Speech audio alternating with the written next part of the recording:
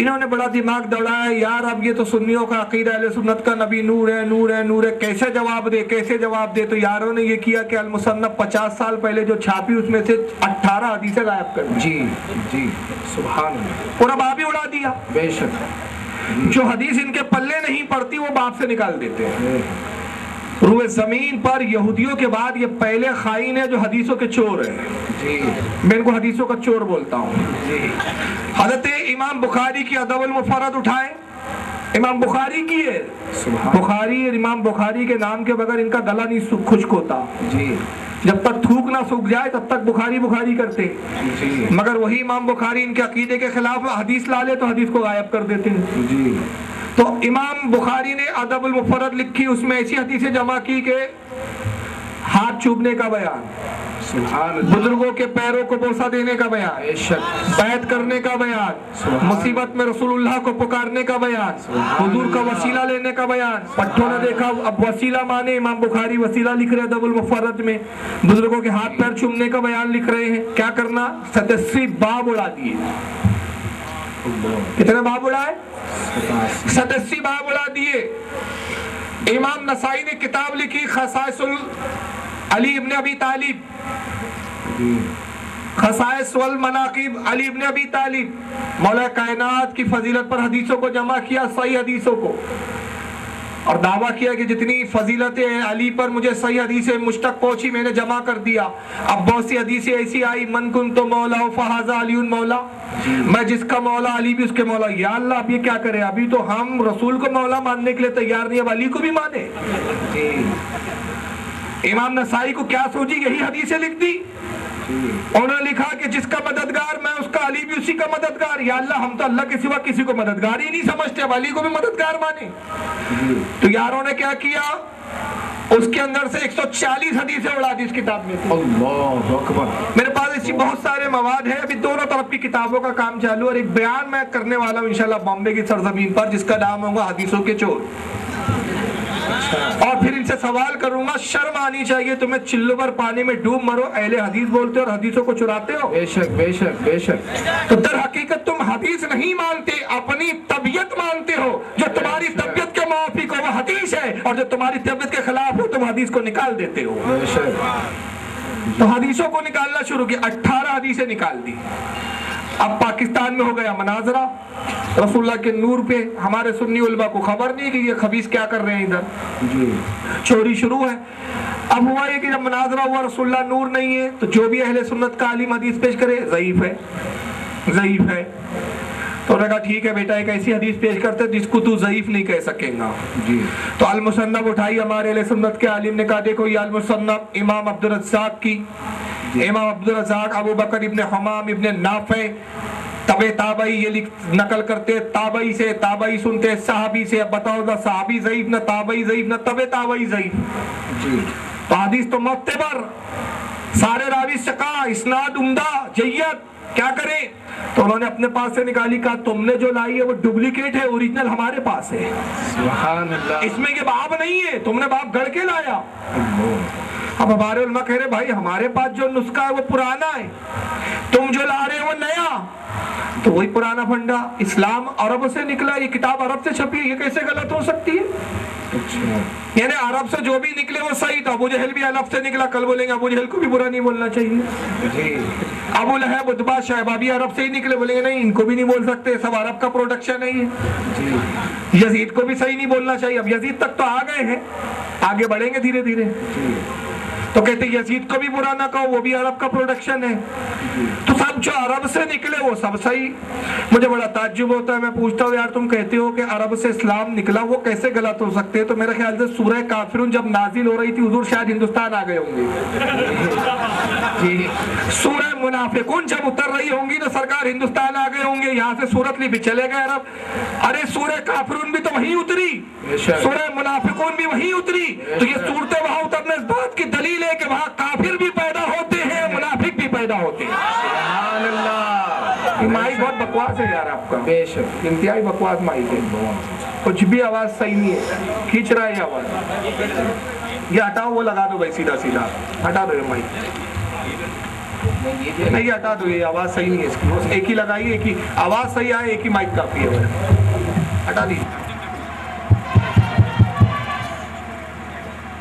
بولنے میں کچھ بھی مزہ نہیں آ رہا بھائی, ایسا ہونا چاہیے.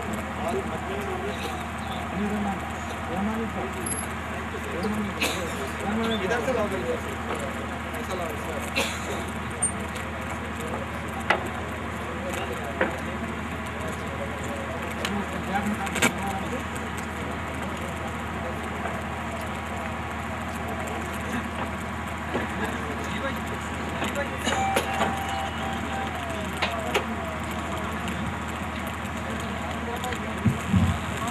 درشد پڑھے اللہم صلی اللہ سیدنا مولانا محمد عدد ما فی علم اللہ صلاۃ دائمۃ بدوام ملک اللہ صلی اللہ تبارک و تعالی علیہ وسلم. تو بہرحال بات یہ چلی تھی, اب انہوں نے دیکھا کہ ان کو تو ہم چیلنج نہیں کر سکتے, 18 حدیثیں اڑا دی. اب مناظرے میں جب یہ بات آئی تو اب بات اس پر طے ہوئی کہ چلو ایسا کیا جائے کہ جو قدیم نسخے کئی سو سال پہلے کے جو قدیم لائبریریوں میں موجود ہے ان نسخوں کو تلاش کیا جائے. اب جستجو اور تلاش ہوئی, بیروت کی لائبریریاں کھنگالی گئی, لبنان کی لائبریریاں کھنگالی گئی, خود سعودیہ کی لائبریری کو خود دیکھا گیا. تو بیروت, لبنان, ترکی تو چھوڑیے, سعودیہ کی لائبریری میں ہی وہ پرانا نسخہ نکل آیا جس میں وہ 18 حدیثیں موجود تھی. تو ان کو کہا گیا کہ ظالموں, شرم نہیں آتی تم کو؟ یہ چوری کر کے چوری کا مذہب کب تک چلاؤ گے؟ چنانچہ عرب کے ہی ایک عالم, مکہ کے ایک عالم عیسیٰ بن عبداللہ بن محمد الحمیری نے وہ 18 حدیثوں کو جمع کر دیا اس کتاب میں جو انہوں نے نکال کے پھینک دی. سبحان اللہ. یہ ہے وہ کتاب, اور انہوں نے اس کا نام رکھا الجزء المفقود من الجزء الاول من المصنف. وہ حدیثوں کو اس میں انہوں نے جمع کر دیا اور ان کی خیانت بتائی, اور پرانے نسخوں کے اس میں انہوں نے فوٹو کاپی ڈال دی شروع میں. کافی جتنی لائبریریوں کے ان کو نسخے کی کاپیاں میں, تو میں سجدے میں ہوتا اور جب سجدے میں سر اٹھاتا تو وہ تم ستارے کو دیکھ لیا کرتے. سبحان اللہ. نعرہ تکبیر, نعرہ رسالت. علماء اہل سنت لقد جاءکم رسول کی تفسیر بیان کیا, اور خود دیوبندیوں کے حکیم الامت مولانا اشرف علی تھانوی صاحب نے نشر الطیب صفحہ 17 پر اس کو نقل کیا. یہ حدیث سے بھی پتہ چلا کہ رسول اللہ کی حقیقت نور ہے. اور ایک صاف حدیث پر اس پر میں گفتگو ختم کروں گا اور آگے موضوع میرا بڑھے گا انشاءاللہ, کہ سرکار فرماتے اول ما خلق اللہ دنیا میں موجود ہے اور بھی کچھ کتابوں میں ہے. تو اس پر یار لوگ کہتے ہیں کہ نہیں یہ حدیث ضعیف ہے.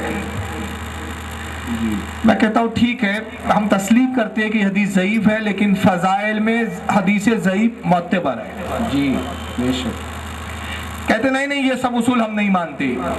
صحیح حدیث جب ہو تو اس پر عقیدہ بنایا جائے گا, ضعیف حدیث پہ عقیدہ نہیں بنایا جائے گا. اس تعلق سے میرا ایک ذاکر نائک کے چمچے سے مناظرہ ہوا. جی.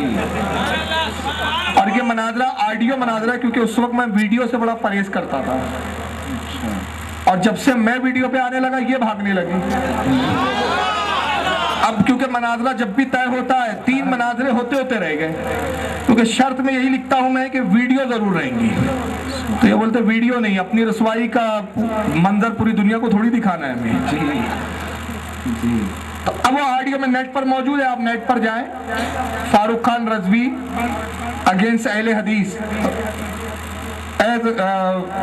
رسول اللہ کیا نور ہے, یہ ٹاپک ہے اس کا, نیٹ پہ آپ کو ملے گا. تو وہ کیا کہتا ہے, یہ مناظرہ جب چل رہا تو میں نے کہا اول ما خلق اللہ نور. یہ حدیث میں اور فضائل میں چلتے, کہا نہیں اس پہ تھوڑی عقیدہ رکھتے. اچھا, میں نے کہا کیا صحیح حدیث ہے آپ کے پاس, سنیے. تو انہوں نے صحیح حدیث سنائی, کہا کہ جامع ترمذی میں امام ترمذی نے کہا یہ حدیث حسن ہے, اور باب کا نام ہے ان کے کتاب القدر ان رسول اللہ صلی اللہ علیہ وسلم, حدیث نمبر 2155, صفحہ نمبر 457, جلد نمبر 4, جو سعودیہ کا نسخہ ہے. اس میں حدیث موجود ہے کہ اللہ کے نبی نے فرمایا کہ سب سے پہلے اللہ نے قلم کو پیدا کیا. یہ حدیث موجود ہے. کہ سرکار فرماتے ہیں اِنَّ أَوَّلَ مَا خَلَقَ اللَّهُ الْقَلَمَ، بے شک اللہ نے سب سے پہلے قلم کو پیدا کیا۔ کہا سب سے پہلے قلم پیدا ہوئی، آپ کیسے کہتے ہیں کہ سب سے پہلے نبی کا نور پیدا ہوا؟ تو یہ حدیث حسن ہے، وہ ضعیف ہے، لہذا اس کو مانا جائے گا، اس کو نہیں مانا جائے گا۔ میں نے جواب دیا، میں نے پہلا جواب دیا کہ میں نے کہا جناب آ گئے آپ اپنی پوری خیانت پر، وہی حدیث کی چوری، اس میں سنیے گا آپ یہی جملے۔ میں نے کہا کب تک حدیثوں کو چراؤں گے یار، شرم غیرت بیچ کھا کے آئے ہو کیا؟ حدیث پوری پڑھو۔ کہا نہیں اتنی حدیث ہے۔ میں نے کہا اتنی نہیں ہے، حدیث آگے اور بھی ہے، پڑھو۔ کہا نہیں بس اتنی ہی ہے۔ میں نے کہا کتاب دیکھ کے پڑھ رہے ہو؟ بولے نہیں کتاب نہیں ہے، میں زبانی پڑھ رہا ہوں۔ میں نے کہا کتاب کھولیے آپ اور اس کو دیکھ کے پڑھیے۔ پڑھنے کے لیے تیار نہیں تو میں نے ترمذی، جامع ترمذی اپنے پاس کی نکالی اور کھولا اور پوری حدیث سنائی میں نے اس کو۔ اب حدیث پوری کیا ذرا سنیے، اس کے عقیدے کی دھجی اڑ جاتی اس حدیث میں۔ سبحان اللہ۔ میں نے کہا آپ کہتے ہیں کہ اللہ نے سب سے پہلے قلم کو پیدا کیا، اس سے پہلے کوئی چیز پیدا نہیں ہوئی تھی، تو نبی کا نور بھی پیدا نہیں ہوا۔ تو میں نے کہا یہ پوری حدیث کیا ہے؟ ان عبادہ بن صامت رضی اللہ تعالیٰ عنہ قال، عبادہ ابن صامت سے روایت ہے، وہ کہتے ہیں قال رسول اللہ صلی اللہ علیہ وسلم، اللہ کے نبی نے ارشاد فرمایا ان اول ما خلق اللہ القلم، بے شک اللہ نے سب سے پہلے قلم کو پیدا کیا، فقالوا اکتب، اور اللہ نے قلم کو مخاطب کیا، فرمایا قلم لکھ، قال ما اکتبو، قلم کہتی ہے اے پروردگار کیا لکھوں؟ اے خالق کائنات تو علم عطا کریں گا تو لکھوں گی، میں تو کچھ نہیں جانتی، سارے علم کا دینے والا تو۔ رب نے فرمایا اکتب، اے قلم لکھ، قال ما اکتبو، اے پروردگار میں کیا لکھوں؟ فقال، اللہ نے ارشاد فرمایا اکتب القدر، تقدیروں کو لکھ، ما کان وما ہوا کائن الی الابد، جو کچھ ہو چکا اس کو بھی لکھ اور جو ہونے والا ہے اس کو بھی لکھ۔ میں نے کہا قلم کو کہا جا رہا جو ہو چکا وہ بھی لکھ، تو جب ہوا ہی کچھ نہیں تھا تو کیا لکھے؟ ارے بھائی تمہارے نزدیک قلم پہلے پیدا ہوئی، تو اس سے پہلے جب کچھ پیدا ہی نہیں ہوا، تو جب پہلے کچھ ہوا ہی نہیں تو لکھے کیا؟ تو میں نے کہا پہلے یہ کہ قلم سے پہلے نبی کا نور پیدا ہو گیا تھا، اللہ نے کہا قلم لکھ کہ میرے حبیب کے نور کو میں نے پیدا کیا، اس کا ایک سجدہ 70,000 سجدوں کے برابر ہوتا ہے۔ سبحان اللہ، سبحان اللہ، بے شک بے شک۔ تو وہاں ہو گئے وہ ٹائٹل فش، جواب نہیں، ورنہ میں نے کہا پہلے ثابت کرنا پڑے گا کہ پھر اس قلم کی پیدائش سے پہلے کیا ہوا۔ تو پھر کہتے بھائی پھر یہ حدیث کا کیا؟ میں نے کہا یہی تو فرق ہے نا، تم طوطوں کو چند حدیثیں رٹا دی جاتی ہے اور تم اسی کو پورا دین سمجھ لیتے ہو۔ آئیے میں نے کہا اس حدیث کا مفہوم کیا ہے۔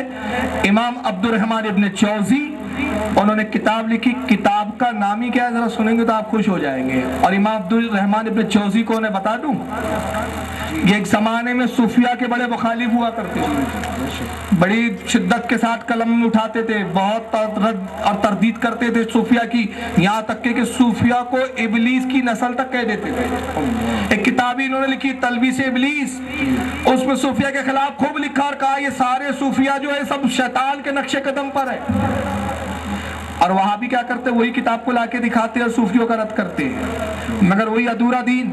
یہ امام عبد الرحمن ابن جوزی ایک مرتبہ سرکار غوث اعظم سے ملنے پہنچے، سبحان اللہ۔ غوث اعظم کی بارگاہ میں حاضر ہوئے، غوث اعظم نے فرمایا عبد الرحمن سنتا ہوں کہ تم صوفیاء اور اولیاء کے خلاف لکھتے ہو، قریب آؤ کھڑے ہو جاؤ۔ عبد الرحمن کھڑے ہوئے، سرکار غوث اعظم نے ان کو سینے سے لگایا، اور سینے سے لگانا تھا جتنا بغض و عناد تھا صوفیاء سے سب رخصت ہو گیا، محبت جا بیدار ہو گئی۔ سبحان اللہ، نعرہ تکبیر، نعرہ رسالت، علماء اہل سنت۔ اور جب محبت بیدار ہوئی تو پھر صوفیاء کی تعریفوں میں کتابیں لکھنا شروع کیا، سبحان اللہ، جو بعد میں صوفیاء کی تعریف میں لکھا وہ نہیں بتاتے۔ جی تو انہوں نے کتاب لکھی، اب غوث اعظم کے زمانے کے، آج کے نہیں ہے، انہوں نے اس زمانے میں جو کتاب لکھی، کتابی کا نام لکھا میلاد النبی۔ تو یہ کہتے ہیں میلاد کہاں سے آیا؟ میں کہتا عبد الرحمن ابن جوزی سے پوچھو کہاں سے آیا۔ انہوں نے کتاب لکھی میلاد النبی، اس کا صفحہ نمبر ہے 22. کہتے اول ما خلق اللہ نوری ومن نوری خلق جمیع الکائنات. کہتے اللہ کے نبی نے فرمایا اللہ نے سب سے پہلے میرے نور کو پیدا کیا، میرے نور سے پھر پوری کائنات کی تخلیق کی. تو میرے نور سے ہی قلم کو بھی پیدا کیا گیا، میرے ہی نور سے عرش کو بھی پیدا کیا گیا، میرے ہی نور سے زمین کو پیدا کیا گیا، میرے ہی نور سے آسمانوں کو پیدا کیا گیا، میرے ہی نور سے پانی کو پیدا کیا گیا، میرے ہی نور سے آگ کو پیدا کیا، تمام کائنات کو پیدا کیا. انسان 4 مرکب کا مجموعہ ہے. انسان میں جب 4 اعضاء ملتے ہیں تو انسان بنتا ہے. انسان کی تخلیق کے اندر مٹی ہے، انسان کی تخلیق میں پانی ہے، انسان کی تخلیق میں آگ ہے، انسان کی تخلیق میں ہوا ہے. جب اللہ تعالیٰ نے حضرت آدم کے پتلے کو پیدا کیا، آدم کو پیدا کیا، مٹی سے پتلا بنایا، پانی سے مٹی گوندی گئی تھی، ہوا سے مٹی کو سکھایا گیا، آگ میں تپا کے مضبوط کیا گیا. 4 عناصر جب جڑے، 4 عناصر ملے، آدم کی تخلیق ہوئی، پھر روح ڈال دی گئی، آدم میں زندگی کی رمق آ گئی، آدم کی زندگی چلنے لگی. تو 4 عناصر ہیں انسان کی تخلیق میں.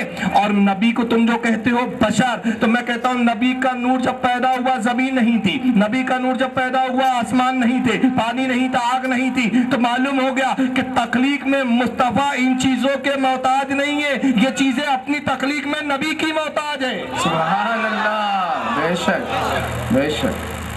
تو ہمارے نبی حقیقتاً بشر ہیں، مگر جب ظاہراً حقیقتاً نور ہے، اور جب ظاہراً بشر بنا کر بھیجا تو ظاہراً بشر بھی ایسے اعلیٰ بشر بن کر تشریف لائے کہ بشریت میں بھی آپ کا کوئی جواب نہیں. اس حدیث کو امام نصفی نقل کرتے ہیں، قال نصفی رضی اللہ عنہ خلق اللہ راس محمد صلی اللہ علیہ وسلم من البرکت. امام نصفی روایت کرتے ہوئے کہتے ہیں کہ رب تبارک و تعالیٰ نے جب اپنے حبیب کی وہ پیدا کیا، بشر بنایا، تو آپ کے سر اقدس کو برکت سے بنایا. وَعَيْنَهِ مِنَ الْحَيَاءِ، اللہ نے اپنے حبیب کی آنکھوں کو حیا سے پیدا کیا. وَأُذْنَيْهِ مِنَ الْغَيْرَةِ، اللہ نے اپنے حبیب کے کانوں کو غیرت سے پیدا کیا. وَلِسَانَهُ مِنَ الذِّكْرِ، رب نے اپنے حبیب کی زبان کو ذکر سے پیدا کیا. وَشَفَاتَهِ مِنَ التَّسْبِيحِ، اللہ نے اپنے حبیب کے لبوں کو تسبیح سے پیدا کیا. وَوَجْهُ مِنَ الرِّدَاءِ،